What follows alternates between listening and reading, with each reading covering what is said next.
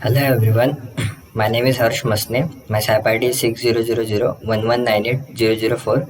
Today I am going to present my 6th DLIC practical, which is design of an inverting and non-inverting comparator, and we will see some of its application. So first, let's see what is a comparator. An op-amp comparator compares one analog voltage with another analog voltage or one analog voltage with one preset reference voltage. So it is basically known as VREF and produces an output signal based on its output comparisons. In other words, op-amp voltage comparator compares magnitude of two input signals and determine which one is the largest one from the two inputs. So let's see first the inverting comparator circuit. So in this inverting comparator circuit, the reference voltage is connected to the non-inverting terminal of an op-amp, and the input signal is given to the uh, uh, inverting terminal. This works in a inverting comparator circuit. Here when the Vin is less than Vref, the output voltage swings to the positive supply, which is nothing but the plus Vsat. Likewise, when Vin is greater than Vref, the op-amp comparator output will change its states to negative supply, which is nothing but a negative reset. Let's see this circuit on the LT Spice. I have already designed this circuit, so let's open it.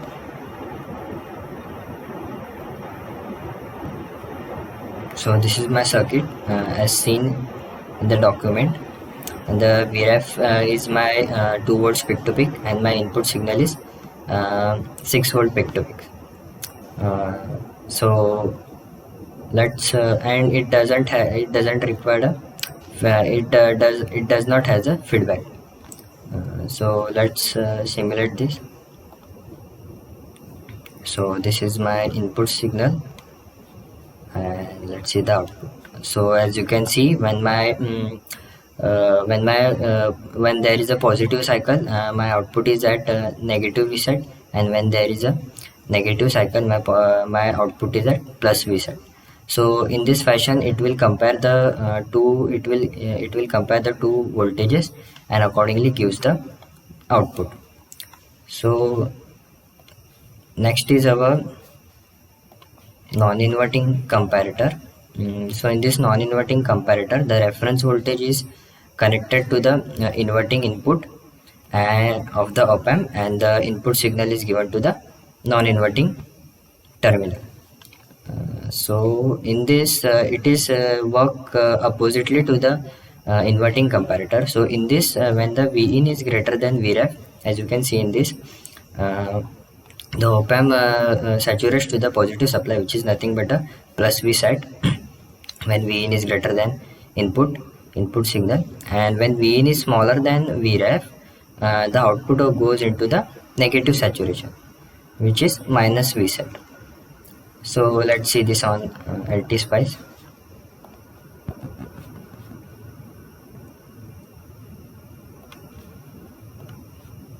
This is my circuit as seen. The input supply is given to the non-inverting terminal, and the Vref at the inverting terminal. So similarly, Vref is 2 volts peak to peak, and Vin is 6 volt peak to peak. So let's run this. So here is my input. Let's see the output. So as you can see, the output when the positive cycle, my comparator output is positive Vset, and when is a negative supply, when there is a negative cycle, my op-amp goes into the negative saturation. So depending upon its comparison, it will give the output accordingly. So we'll see some of now the applications of the comparator. So first is the zero crossing detector. The zero crossing detector is basically a voltage comparator only, but it gives output plus Vsat and minus Vsat only, but the input when the input goes to when the input crosses the zero reference voltage, it will changes its output accordingly. So depending on where the supply is given, it will gives the square waves. So let's see this on LT Spice.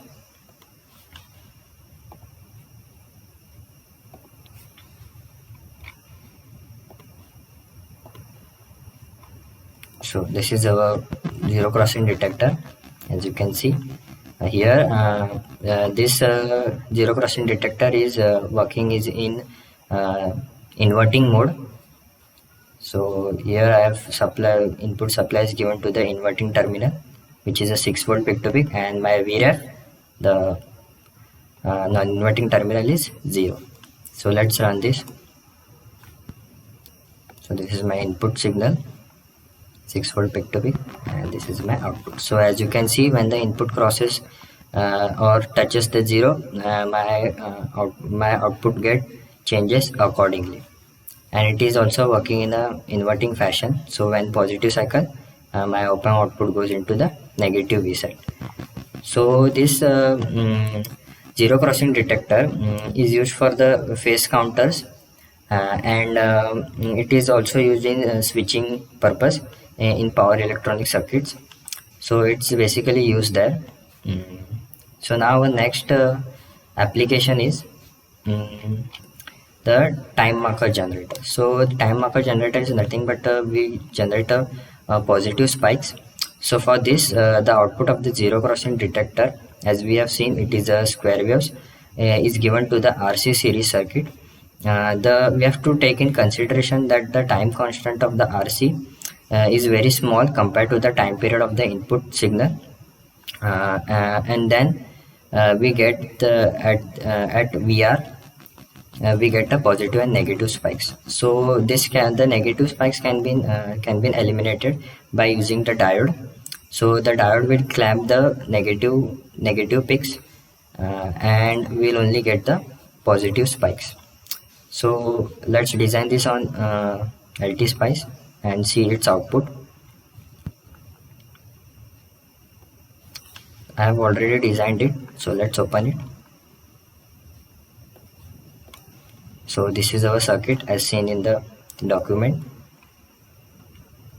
So here we will see the input voltage, the VO, the positive and negative spikes, and finally only the positive spikes. So let's run this. So this is my input signal, which is a 10 volts peak to peak, and then we will see the VO, the positive and negative spikes, and we'll finally see only the positive spikes. The red one are the positive spikes, as you can see. So let's zoom in. Okay, so this is my input, the positive and negative spikes, and at the output we get the positive spikes only. So this time marker circuit is basically used in triggering some of the SCRs and the mono short circuits. It is very useful for triggering the SCRs. So now let's move to the last part of our experiment 6, which is nothing but the sample and hold circuit, which is widely used in the circuits. So in this sample and hold circuit, creates a sample of voltage given to it as an input, and after that it holds this sample for a definite time. So the time during which the sample and hold generates a sample of input signal is called the sampling time. Similarly, the time duration of the circuit during which it holds the sample is called as a holding time. So as you can see in the circuits, so the main components of this sample and hold circuit are the MOSFET and the capacitor. So we have using the E-channel enhancement type MOSFET, and the capacitor is here used for the store and hold of the electric charge. So MOSFET here works as a switching when we provide a control voltage of a square waves. So when a positive pulse is given to the MOSFET, it turns on, and when the negative that is control voltage is 0, the MOSFET gets switched off. So when a MOSFET acts as a closed switch, the capacitor gets charges at its peak value. When the MOSFET is on, the capacitor stops charging. But due to the high impedance provided by the circuit, the capacitor experiences high impedance and it cannot get discharged. So this leads to the holding of the charge by the capacitor for a definite amount of time. This time is nothing but the holding period, and the time in which the sample of the input voltage is generated is called the sampling period. So as you can see here, when the my control voltage is on, the capacitor gets charges, and when the control voltage is 0, the output is at hold, and when VC is that is high, the capacitor gets discharges and the cycle goes on. So let's design this on LT-Spice and see the output. So let's open it.